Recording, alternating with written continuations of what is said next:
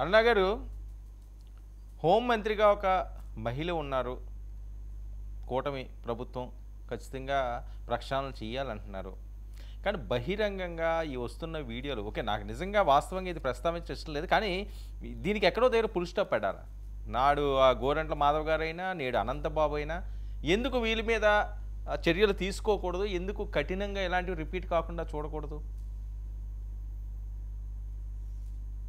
Sir ఇది అసలు యాక్చువల్గా దరిద్రమైన సందర్భము. కానీ వైసీపీ వేసిన బాటలు ఇవాళ తప్పనిసరి పరిస్థితుల్లో ఇప్పుడున్న ప్రభుత్వాలు అంటే ఇప్పుడున్న ఛానల్స్ ఇప్పుడున్న నాయకులు నడవాల్సిన సిచ్యువేషన్ ఏర్పడిపోయింది. అట్లాంటిది ఒక అసలు నిరంకుశ అంటే దాన్ని మార్చడానికి వెళ్ళే సిచ్యువేషన్ వాళ్ళు క్రియేట్ చేశారు కాబట్టి మాట్లాడుతున్నాను.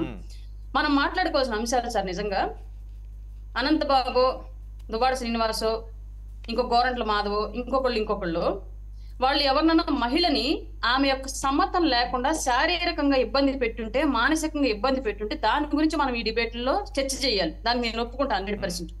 ఒక మహిళ ఒక పురుషుడు పరస్పర అంగీకారంతో రిలేషన్ లో ఉన్నప్పుడు దాని గురించి మనం అసలు చర్చించుకోవాల్సిన అవసరం కూడా లేదు సార్. అది అన్నెసరీ మనకు అసలు అది మనకు సంబంధం లేని విషయం.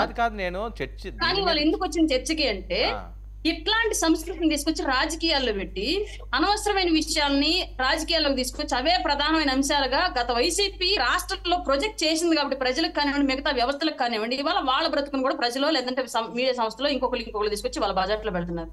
లేదంటే మనకేం పని సార్? అనంతబాబు ఆవిడ ఎవరితోనో ఇప్పుడు ఆయన బట్టలు ఇప్పి నిల్చున్నప్పుడు అవతల ఆమె కండిషన్ లో చూడడానికి ఇష్టపడే కదా వీడియో